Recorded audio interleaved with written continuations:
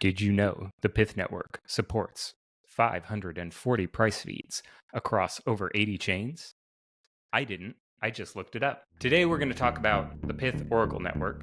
That is a high-performance Oracle meant to scale to lots of different price feeds across lots of different chains, and specifically is used on derivatives exchanges because these are the applications which demand this low latency, high performance Oracle. Marc of Pyth Network was gracious enough to sit down with me and explain a little bit about Pyth's architecture, how they're able to scale and secure their price feeds. Now, before we get into it, I want to let you know this conversation is brought to you by Synthetix Exchange. Synthetix Exchange is where you can go right now to trade about 100 markets and counting on-chain with up to 50x leverage, powered by Pyth oracles and deep Synthetix liquidity. The latest release on the base network supports portfolio margin, multi-collateral margin deposits, and has gasless one-click trading, so Synthetix will even handle the gas for you on your trades. Go check it out right now at exchange.synthetix.io. Now sit back, relax, and enjoy the conversation.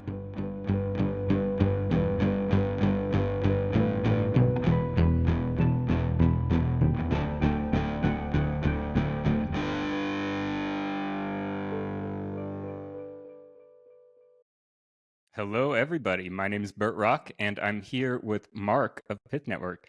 How are you doing today, Marc? Jim, everyone. My name is Marc, 27 years old. I've been working for the Pyth Network for over 3 years now. Specifically, I'm running today the Pyth Data Association, a non-profit Swiss association dedicated to grow the Pyth Network. I first got involved with the Pyth Network like early 21, if not late 2020, and very much kind of the idea that was found and attract me was it's not just about Oracle infrastructure, but it's also more about data distribution. And even early days, I think it ranked a lot true to me that actually there's a bigger mission to financial data than just fetching off-chain data, sending it on-chain. And this view for the Pyth Network product was very new 3 years ago, with the whole idea to make DeFi better or to enable DeFi developer to ship better consumer-facing app. And overall been, hard at work for the past 3 years trying to spiel or convey the spiel of the Pyth Network and how a better Oracle infra could improve your app. Overall, from discovering crypto 5 years ago and loving this kill the middleman aspect of this tech, it felt like a great segue to actually kill those data distribution company we have today and give the power more back to those who actually create that data. Well, 5 years actually, 5 years sounds short, but in crypto time, that's like a lifetime, right? You've seen this whole development of something that was, 5 years ago, this stuff was very difficult to use. So interesting. It was amazing to DeFi summer, etc. I started by just reading docs. The first year I got into crypto, I was just reading what's this protocol about, etc. And when you actually started having fun on chain, late 2018, double 2020, it was actually when I could, I've learned about this stuff. Now let's actually go farm some vegetable token for a bit, understand the whole LPing and all the derivatives, ball ending around. So I guess it was a great trial run for anyone getting into kind of finance and crypto that time. And just with all the fun we had, I had my normie job. I was in the radiology business before, and I was just spending more time doing on-chain stuff, crypto stuff than my actual work. And I was like, okay, this is just a waste of time. I should just go full-time crypto. A classic story. I'm glad you bring up kind of the early days of DeFi because that leads into my next question, which is, just to give people a general overview of the problem Pyth is solving. What is Pyth's approach to oracles? Yeah, great question. So by itself, blockchains are pretty dumb. As in, they just know, let's say, what address has what, pure ledger functionality. And what we have today, most of the time, all this ball lending, perpetual protocol, they can't actually just work with that. They need external information. By external, I mean external of the blockchain information. And this can be prices of assets, whether crypto assets, but it could be traditional finance assets like FX, commodities, T-bills, you name it. But it could be any type of data, actually. It could be weather data. We have many banks that like want to show their how much deposits they have on chain for XYZ reason. So very much the job of an oracle is to securely and ideally in a decentralized manner, go source or fetch those data off chain, aggregate them together, and make it available on chain. And this works for all type of data. I mean, if you play around with API, I mean, you might have queried your local city weather. Like the first or the initial idea of the Oracle was very much resolving this trust security issue, decentralization issue of off-chain data needs to be verified before being sent on chain. That's really interesting because you brought up weather, and I think most people really think of oracles as price. What would you say is the most interesting thing that you're bringing on chain that people are using right now? Like the most interesting type of data? So maybe we could replace interesting by valuable, because arguably they are, I mean, they're not synonymous, but they could be. Pyth, we specified in financial data. Why financial data? First, like overall, we have the network as an edge in its design, but above all, initially, it's because many of the initial contributors to the Pyth network come from the traditional finance world. If you're at like Jane Street, DRW, Cumberland, like all these big trading firm, HFT or prop shop, like you know that data is the new oil. When you're not a professional trader and just used to crypto, you're like, okay, I just can connect to Binance API for free. I mean, if it's free, I mean, data is not very valuable. In TradFi, like exchanges like Cboe and NYSE, they make about $8 billion in dollars of revenue per year selling data to trading firms. Overall, it's kind of when you talk about this to like TradFi traders, they hate it because overall the argument is without my bids and ask, an exchange is worthless, like his order book is empty. But this guy is actually repurposing the data, like the order book is owned by the exchange. The exchange is repurposing all my bids and asking to data that And I have they're selling it now back to to you. buy. Exactly. And this is like 3-4 years ago, and it's an ongoing issue. Pyth solves an issue is, of course, the security decentralization of getting that data. But the big aspect is we went to those who already create and own like very valuable proprietary data. Trading shop like Jane Street, they trade Apple stock like arguably every millisecond or so on different US stock exchange. So pretty much they get filled at every second. So arguably we could say Jane Street knows what's the price of Apple. And what Pyth actually enables Jane Street to do is contribute this data to the Oracle and get rewarded for it. So if you are a trading firm that most often it's high frequency trading firm that like trades a lot, generates a lot of data that they own and can then kind of resell it to the Pyth network. So Pyth by itself is not just about solving the security decentralization of finding some data off chain and sending it on chain, but it's actually finding the best data out there in the world directly from the source and have him still in a secure and decentralized way being aggregated and delivered to us. So overall, and usually this is how I describe Pyth to my parents, it's like Spotify for financial data. We don't want Taylor Swift or Kanye or whatever. We want the jump trading, we want the Virtue, the Cboe, etc. Well, I'll take Taylor Swift too. I was going to ask you about this list of data providers. I think your website says you have 120. Is that current? About 120? Yeah, maybe 110, but we had always a ton more. And especially as we want to expand our price feed capabilities. Today, I think we cover 5 to 6 types of price feeds: crypto, FX, equities, commodities, US yield curve, some smart contract redemption rate. Like in each kind of sector or trading sector, you have the best of the best that usually is very niche. So we need to keep adding more publishers because overall, I would say maybe the 10-year plan is arguably to have all financial assets priced on the Pyth network. So 120 is only the beginning. Now, when you get a price feed, let's say you need a price feed for Ethereum, do you just use one publisher, or are you kind of combining and aggregating prices? I've just noticed that you have Binance as a publisher, but if there's a big scam like on Binance, I don't necessarily get that with the Pyth Oracle, right? Yeah, exactly. So you on the Pyth network, you have two types of publisher, exchanges and trading firms. On the exchange part, it can be subdivided in two categories, centralized and decentralized exchange. So we have all the big boys of centralized exchange, Binance, Bybit, KuCoin, OKX, and the likes. And on DEXs, we have all the big boys from Solana. We have a few others like Ambient, Trader Joe, and I'm going to forget a couple others for EVM. But overall, we have this type of publisher and we have the trading firms. So exchanges will continuously provide their order book or pool data, if you're an AMM, to the Ethereum USD Pyth price feed.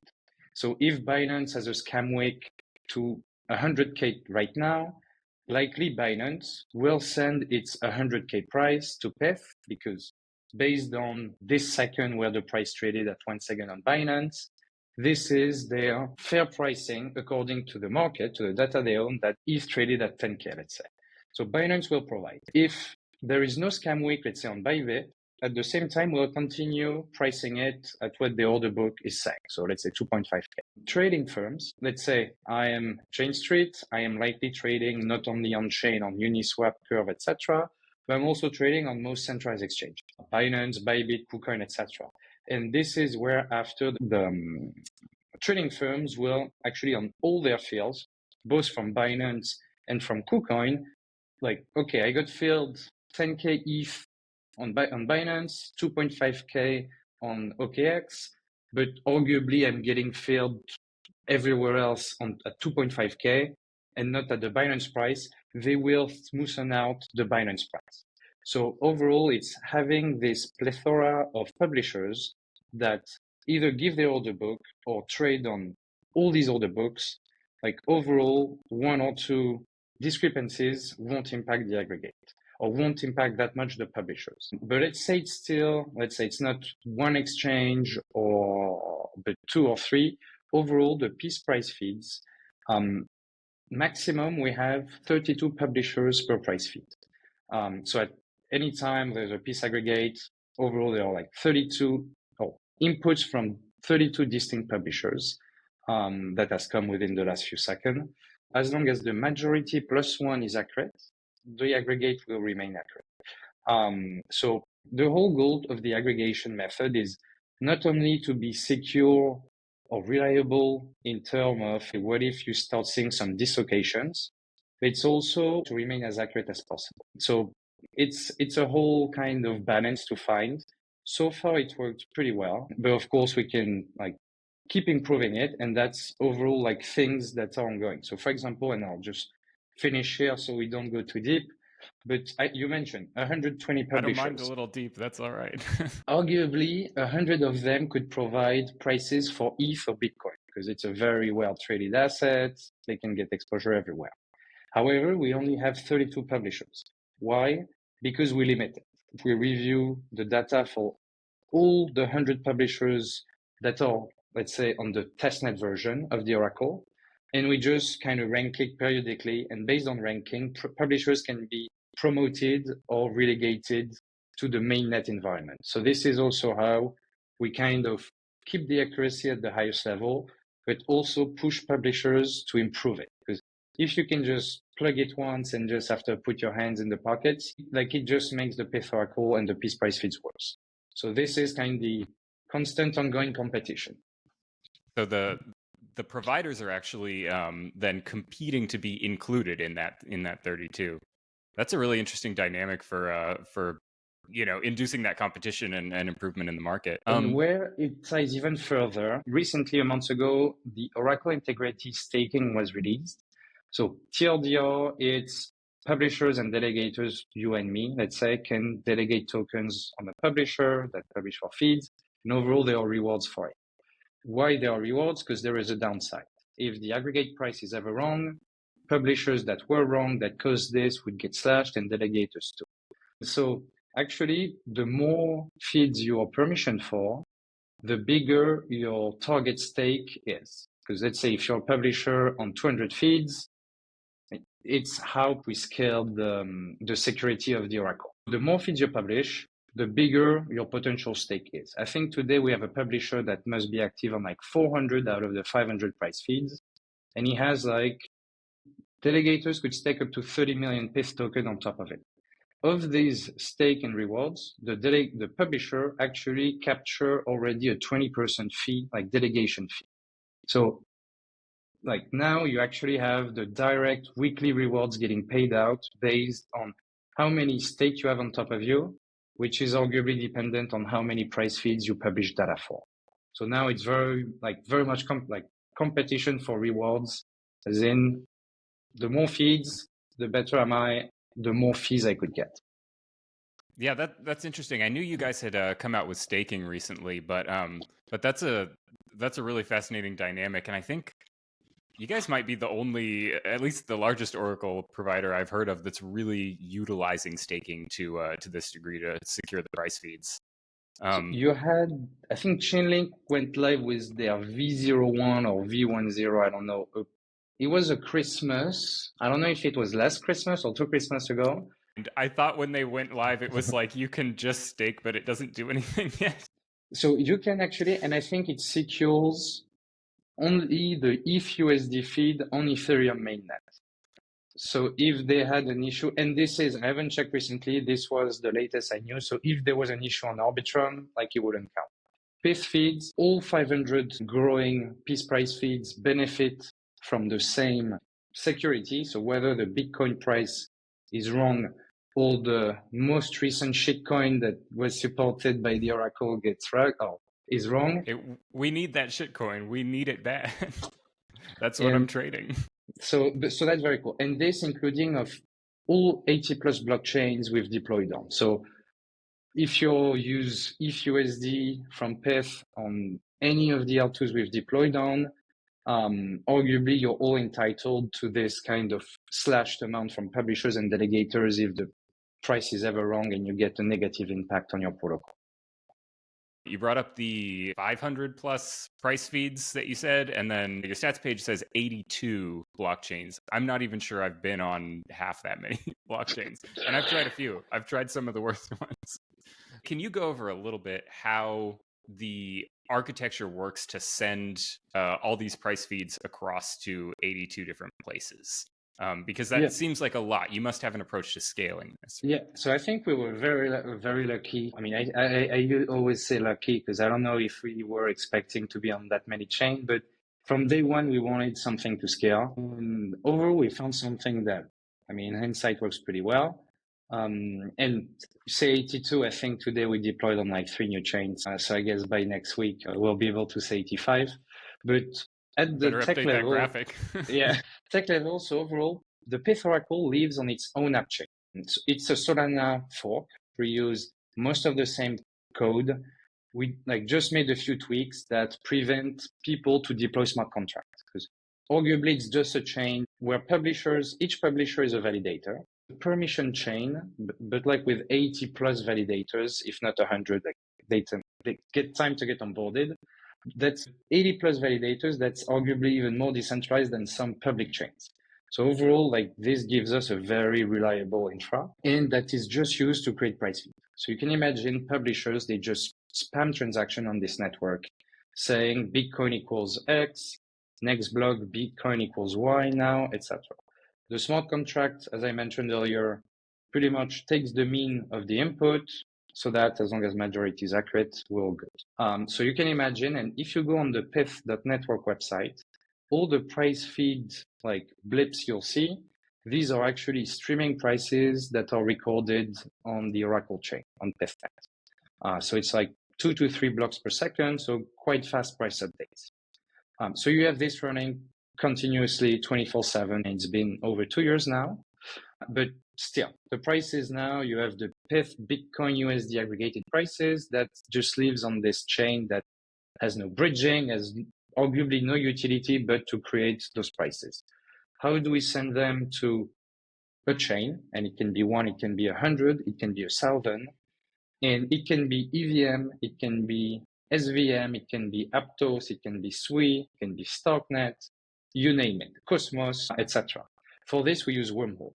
So as of today, Wormhole Guardians. So Wormhole is and I'm never able to say that word, interoperability protocol, pretty much enabling you to send messages from one chain to another. And so Wormhole Guardians currently observe Pythnet, what happens on Pythnet.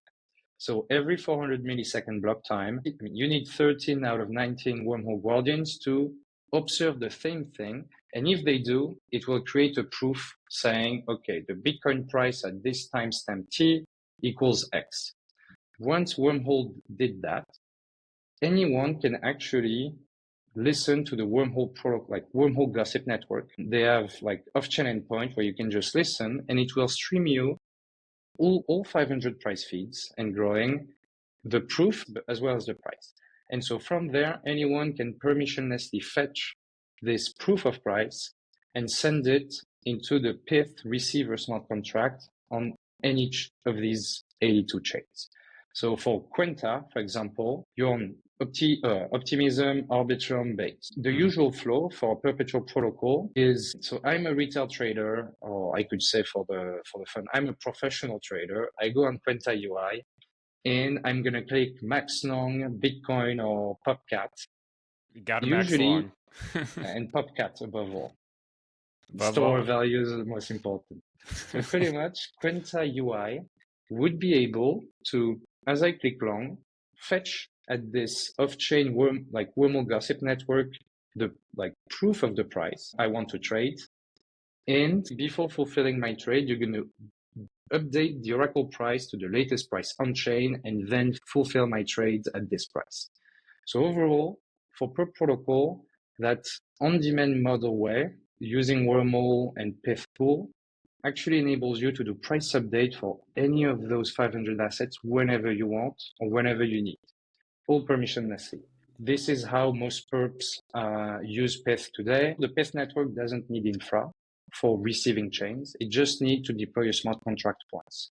And after, it's usually up to the user, aka the apps, to do price updates.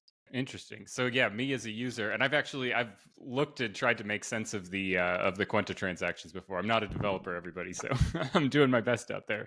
But yeah, I've looked and tried to make sense of the Quenta transactions before, and yeah, there's a price that's being sent every single time. That's one of the things in the log that you can go see on Etherscan. So yeah, interesting to know how that works. So I guess that's kind of how you keep the cost low and keep the responsiveness so high, right? Because I can get a really fresh price and you only use it when you need it. Exactly. And so that's why arguably we can expand to chains quickly and can sustain a lot of deployments, because it's not like first we're going to need to go ask for like gas subsidy to the blockchain foundation for us to proactively push prices. We don't need to have like an insane setup of RPCs, etc. So it speeds up work and reduce costs to the latest. Actually, maybe I'm front running an upcoming questions, but I was asked recently, what is the cost to run the Pyth network? And actually, it's insanely low. You need some publishers are acting as validators of this SVM app chain. Like they have to spend a bit of money on hardware, etc.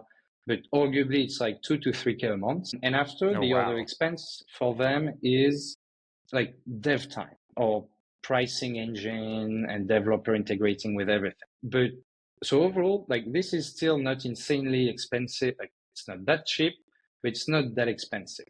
If a publisher doesn't find value, he'll just stop. I mean, I don't want to say we're free market maxis, but we're very kind of driven by this. Same with the push oracle or pull oracle. Sometimes it hinders usage growth, not replicating what Chainlink or Redstone operates, having those periodical proactive price updates. But overall, especially from the Peace Data Association stance, from a business perspective, it makes zero sense to do so, because either it comes out of your treasury or like pretty much you have to go deal with the individual applications, etc. And then it's not scalable. Pyth, it's if you don't like it, don't use it. But overall, it works. Yeah, well, that's how everything is, right? I mean, a lot of different infrastructure pieces only work right for one application and not for another. And I mean, with Pyth specifically, like you pointed out, The specific applications here are if you need low latency, if you need low cost and kind of on-demand oracles. So it's kind of a different product. We did just to go into a story I've told a million times. We did originally use push oracles for Quenta, and the issue there is, of course, you can't send a price update every block. Like you point out, that's insanely expensive. And you might have a lot of blocks where people just don't trade. I mean, I would love to see 20 people trading per block. Let's please get there with DeFi. But right now, the capacity is larger than the user base. Fortunately, that's why you don't have too many problems sending transactions. But yeah, it would be insanely expensive to just send, a new price update every second, or a fraction of a second for Arbitrum right now. It costs gas every time, and even if gas is cheap, it still costs a couple of cents every single time, right? And that really adds up. And I think we've also reached the stage where protocol like Quenta and others start actually generating like decent amount revenue, etc. So it feels like, at least personally, more and more, and L2 is becoming cheaper, applications are fine taking on the cost. It's like cost of doing business overall. Rather, like 3 years ago, they were like, oh, if it's not free, I'm definitely not paying. I think it's also positive that everything matures, and as you mature, you're more willing to, okay, this is paramount in my stack. It is worth me spending X amount for this. Yeah, yeah. And especially if your user base is growing, if you're paying more for oracles because you're seeing more users, you should hypothetically be converting that into value. Not always. I know we're going to have probably a large reshuffling in DeFi pretty soon, where a lot of projects that aren't economically viable are going to change shape, and that's just what happens. But yeah, we are approaching that that era now where it's not just farming yams just because you can, just to show off what you can do. Like we're actually trying to figure out real use cases. I used to use BitShares. Are you familiar with BitShares? Have you ever heard of this? By name, never used it. This was like an OG, I think 2013 it came out. The OG like high speed blockchain that was centered around derivatives, and you could actually mint synthetic assets against your bit shares. It was set up a little Ponzi-esque, and I think the project died. It was a Dan Larimer project, and he's well known for just abandoning everything and moving on, right? But yeah, like at that time, this was kind of a proof of concept. You couldn't really use this as your daily driver trading app, and that's why so many people got caught up in the FTX bust, because well, what else are you going to use? Back then, even the few on-chain perps places that existed, which of course was far later than BitShares, they just weren't really that good. So people are willing to take the risk for those centralized exchanges. But I think now with infrastructure like Pyth oracles kind of enabling a more centralized exchange like experience, it's a lot more practical. And hopefully we can take that and convert it to people coming on chain more, right? And I think also the gas fees played such a part in this.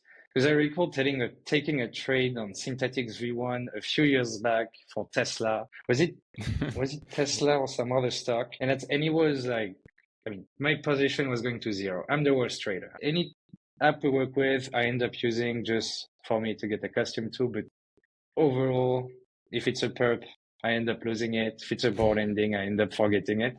But pretty much the issue back then was also like, well, my position was so down. I was like, okay, that close to minus 100 PNL.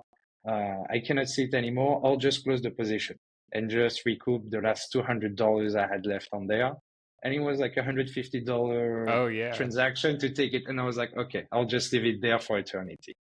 L1 was just massively unusable for a short period of time. I remember having a similar experience. I was trying to I was using Aave for leverage, because back then that's how you did leverage. There were no good perps protocols on chain. So I was using Aave for leverage, and I'm trying to unwind my position, and it's like $400 to do this transaction. And luckily it was worth it. I just ended up going through with it. But I can't imagine how, if I had any less money riding on this position, I would have just let it go. Who cares? It's like completely unusable for the average person. There might be a lot of people out there with access to $400 or $500, but not everybody wants to gamble on a leveraged Aave long. And what you say, I think, is very, I mean, we can sit in the broader market today. Like, there is way more value being transferred daily with way less capital required than borrowed. So you have way more value to generate, like, from this protocol. Like, for example, you can, I mean, and I'm going to do random numbers here, but let's say Synthetix has 200 million TVL. Tomorrow they could do $1 billion day, easy. I don't know, 10, 12, 15, maybe 20 billion TVL. I would doubt that there was recently a single day they did over $1 billion in whether new supply, borrows, liquidation, etc. So you have way more value generated out of a single dollar. I mean, through the leverage too, but through everyone's through the kind magic of profit. derivatives. Before we start wrapping up, I want to ask you, what kind of applications other than perps are you seeing people use these oracles for? So, I mean, the classic DeFi that needs an oracle. I mean, biggest after derivatives is going to be the likes of ball lending or those CDPs protocols. So, a la Maker, not Maker, but a la Maker elsewhere. Ball lending wise, we have a very, very strong foothold on anything that's not EVM, like all Solana, all Aptos, all Sui, all of Cosmos. So there we were the first Oracle live pretty much. First mover advantage is still kind of true in crypto if you don't fuck it up. So overall, we still have a ton of ball lending value, like Camino is close to 2 billion in value secured with Pyth on Solana, which is, I mean, the equivalent of Aave, like just 5-10x smaller than if mainnet. Well, I can just think of the apps I'm currently using. Zero Lend, like ball lending on EVM. So more DL2s. So we had, for example, Aave Compound are always kind of slower to move to newer ecosystem. And it's a bit truer for especially Chainlink. The other oracles are a bit more nimble. But usually whenever there's a new L2 popping up, we'll be there day one. And if you're there day one, they'll use you. So Zero Lend, Ionic on mode, and other OP Superchain, Linea, etc. So we have a few options protocol, but to be fair, options in crypto always sound like a good idea, but apart from Derive, XLyra, very little actually managed to get volume and activity. But we did have a Ribbon in the old days settling their options with the Pyth prices. So overall, anything DeFi that needs an oracle, ball lending, CDP. One thing I was very happy from the early days on Solana, and actually we see it now or soon on Near, is to have some AMM based on oracles. Because I mean, without going too deep, all the trades happening on chain, especially for big assets, they're usually delayed versus Binance, let's say. Price are dislocated also because of gas cost and like 12-second block time.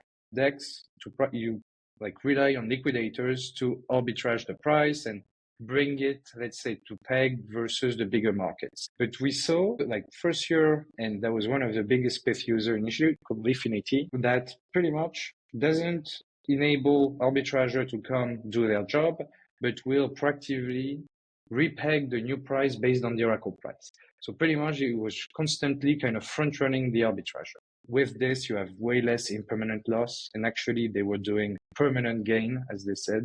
So you can optimize a few other type of protocols like AMM dexes that usually don't need an oracle.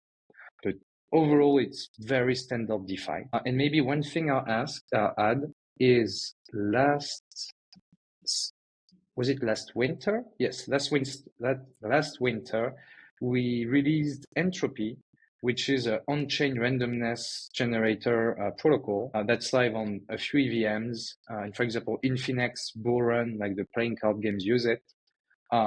It was asked to us by a few DeFi teams we're working with. They were like, okay, we want the cheapest, fastest, RNG-like protocol for EVM. We're like, okay, we'll try to build it. I mean, we, not me, of course. But got built, got released, and on Base and Blast got quite some traction. So Pyth is also venturing a bit outside of price feeds, but very much the bread and butter remains DeFi that needs price feed. That's a really interesting use case too, because I think a lot of people who aren't developers, and of course I'm not, so when this first clicked with me, it was quite surprising to realize that because everything that you write in a smart contract has to be like this rigid set of rules. Having randomness is not something that you can do just purely with a smart contract. You can't just say, give me a random number. Like, how do you get the random number? Where does it come from? So that's a really interesting use case. There's no lotteries. You can't do like you said, a card game, because how do you know which card comes up, especially with something like a smart contract where the source is open, right? So if you know how it works, you can know what card you're going to be dealt. So you need that entropy. That's a really interesting use case. Have you seen anybody else use that other than Infinex? I think the biggest day during blast farming season, I think there was about 40K RNG requests delivered in a single day. Oh, wow. And yeah, I think Infinex right now is doing 2 to 3K. They were a bit higher recently. But sadly, with Blast kind of GameFi ecosystem, let's say timing down a bit, we have way less activity. But for example, you had Blast the Balloon game on Blast that I spent a lot of ETH playing around. And I mean, entropy was just doing me badly, losing everything. But usually it's pure lottery. And more recently, and this is where it's kind of and I'm not following so much the whole GameFi, social fi thing, but this is where most recently deployment has been targeting more non-generalized blockchains. I'm pretty sure Abstract from Pudgy Penguins got Pyth price feeds deployed, but also Pyth Entropy. Ape Chain, the same from Yuga Labs. So I think it's like from a let's try to ship it kind of fun project that was shipped in 2 weeks. It was more kind of iteration. Do we somehow get happy users? Overall, it still works. So I think we're just now refocusing a bit on the high priority chain where we expect a lot of activity, because end of day, everything's permissionless. So arguably, it's not like we need to do or anyone need to do BD or whatever, because arguably anyone can read the doc, integrate permissionlessly. But it's, for example, having to focus on DeFi for 80 chains plus, I can't also focus on the GameFi social fi part. And I agree. I don't want to dunk on any GameFi people, because if you're super into something, just run with it. But most of the time, this GameFi, I feel like, doesn't speak to me, because it's usually fi games. People are trying to figure out a use for a token or something like that, and thinking about maybe how it applies to the game afterward. I think the one place I've seen like a blockchain game actually work. Have you played Gods Unchained? Do you know what this is? I know it. I haven't played it. So it's basically a Hearthstone or Magic the Gathering clone, but fully on chain. And I always thought that would be a great use for blockchain, because I loved to play Magic the Gathering when I was younger. And half of the fun isn't just playing the game, it's the experience of owning and trading the cards. Now, you could download the Magic the Gathering game and play online, but it's not the same to have these cards on the Magic the Gathering server. So I think taking them and putting these type of trading card games on the blockchain is actually one of the ways I can imagine you're actually adding value. You're taking something that is a fundamental part of the experience and something that makes it fun, and then actually using the blockchain to make that permissionless and allow people to take their cards with them to other marketplaces and all these things that are really what made Magic the Gathering fun, like going to the card store, right? I don't want to go to just the Magic the Gathering app. I want to go to the card store, go to my community and trade with people. I'll be excited to hear how more people are using Entropy. I would have a question actually for you. How do we get proper impact, proper GameFi usage? Do you think it's an existing AAA games or Magic type that starts doing this, or it's a very new and crypto native, blockchain native that just becomes viral? I want to say I've actually talked about this with a friend of mine recently. And look, I think it can go either way. I think if you have a dedicated enough group of people with the right vision, anybody can make this happen, whether they're coming from crypto or coming from game development. But I think one of the most valuable things here is Wizards of the Coast has spent a lot of time, a lot of money really perfecting this intellectual property, perfecting game dynamics, making it fun. So I think actually the big unlock will be one of these larger game makers coming and putting their games on chain. I think that's really going to be the moment that everybody realizes this thing has legs and it's useful. I don't think it's impossible for a crypto native team to come in and make something that's really competitive. I just think it's what we've seen from a lot of these crypto teams is not all of them are focused on making just a fun game and adding blockchain to it. And I understand it, right? It's one of these issues in finance where it's like, okay, you need to raise money for something. You have a team of people, you don't have any money to pay them. How do you solve that problem? Well, you go to an investor and you sell them a vision. You can't sell the investor a vision that like you're going to have the funnest game of all time. They don't care. You have to sell the investor a vision that we're going to make money. So that's the kind of things that get funded, and I think it creates this dynamic that makes maybe developing within the crypto community a little bit more difficult than it would be to just go and do BD and find somebody that's really successfully creating games already where this kind of thing fits and onboard them to your chain. I'm happy to be proven wrong. So if anybody has like a super fun crypto game, definitely send that to me. I would agree with your take overall. Like somehow they have to focus as much, if not more, on the economics than the game. And this is where I think the big studio could come in and win if they don't fumble their crypto positioning. I will tweet at Wizards of the Coast right now and tell them to use Pyth Entropy. I will tell them to please do that. I would start playing again immediately. We need on the upcoming snacks chain. We'll need some roulette games. Well, I'm having such a good time talking to you. I almost don't want to wrap this up, but I think it's probably about time. I know you said you don't really trade, but are you bullish on anything right now? It is November 1st. It's going to be probably 2 weeks before, a little less than 2 weeks before this actually goes public. So we'll be able to rate your choices in real time. What do you think? Are you bullish or bearish? What would you long if you had to long right now, or short? I would long overall. Saying that, cue the time, but it's Friday, 7 p.m. my time, so you can expect a scam week down in the 5 next minutes.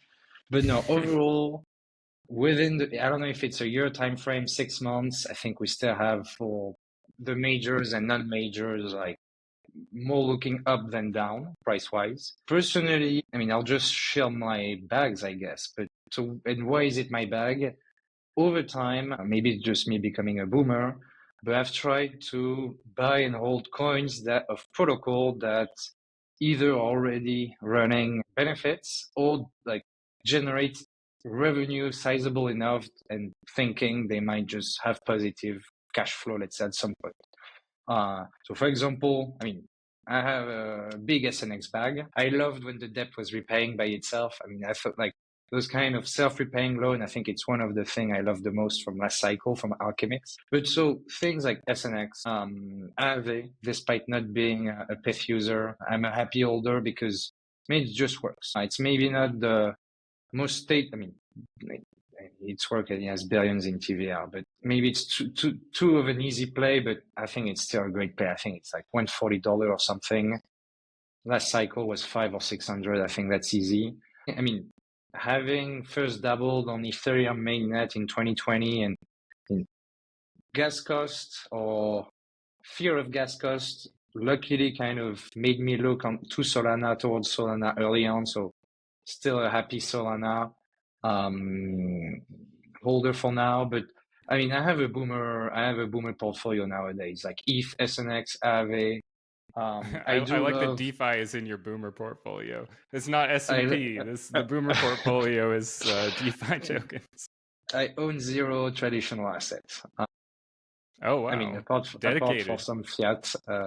No, I mean, end of day, we took lots of we're still taking lots of aspiration for the likes of Aave and Synthetix is also the whole decentralization. Like it's not as easy as okay, just token vote. It's so much social coordination, and we want from the Pyth Data Association perspective for the Pyth Network and the Pyth DAO to become what is the Aave DAO today, what Synthetix DAO is, etc. I mean, I don't do any meme coin. So I've never even connected my wallet to Pump.fund once. I try to not look at this because, I mean, first, I don't have time. And I mean, meme coins is fun for 20 minutes, I personally. Yeah, me neither. I just don't understand them, so I'll always lose money. But no, for example, another we Pyth works a lot with, and I have a bag of is Tala, THALA. It's pretty much the one-stop shop for most Aptos DeFi. And overall the team's amazing there. Adam, the co-founder, is amazing. They ship from CDP, but they have a CDP MOD using Pyth. And they are by far the number one app on Aptos. And usually I just hold tokens of protocol that use Pyth, usually.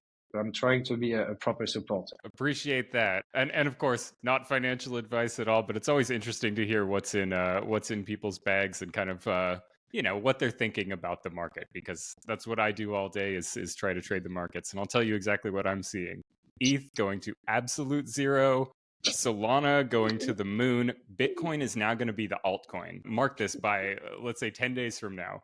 Bitcoin will be called an altcoin, and Solana will be the reserve asset that everything else is traded against 10 days from now. I'm kidding, of course, but it does seem like that sometimes, right? Like Solana is really getting a lot of traction. And I am a firm believer that smart contract platforms are kind of really going to be the biggest part of crypto that carries forward. Having a reserve asset is great, but just look at TradFi, right? The majority of value, if you put a dollar value on everything, is coming from derivatives. It's coming from kind of financial use cases. So it's going to be very interesting to see it develop, and hopefully my thesis plays out in 10 days so I don't look ridiculous. All right. Well, Marc, it's been really amazing talking to you. Why don't we wrap this up by hearing just where we can find out more about Pyth? If I wanted to go find out about Pyth or even use Pyth right now, what do I do? So I guess easiest will be open your Google Chrome, Safari, or tab, Pyth.network. That's the website. You'll have the docs linked above. It's docs.pyth.network. So for the devs out there, you can also use Pyth fully off-chain. So even if you're a Reddit ape looking for the next GME pump, you can start using Pyth price feeds for whatever. So docs.pyth.network, everything's permissionless.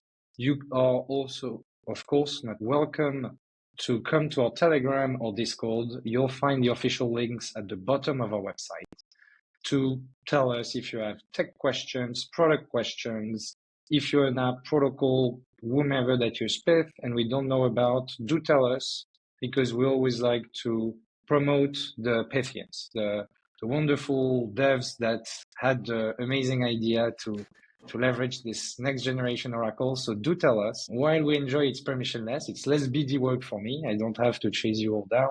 We need to give some work to our marketing people. So do tell us in the Discord. And even if you're not a dev, we have some cracked up community leads in our Discord. If you're an NFT guy, so I don't know when this pod will be released, but find your way to the Pyth Discord. From the Twitter rumors, there might be a community launch NFT collection soon. All right. Well, you heard the man. Make Marc's job easier. Drop into the Pyth Discord and start developing on Pyth right now. Well, great. This has been a really interesting conversation. We'll get people in there. I'm going to put this on YouTube, so if you're watching it on YouTube, all the links mentioned right down below. And thanks for showing up to talk to me today. I had a blast, Burt. All the best for Quenta. You are, as you said, in a very exciting time. Sure, you're gonna kill it, and I just can't wait to see the next Billy Day on Quenta.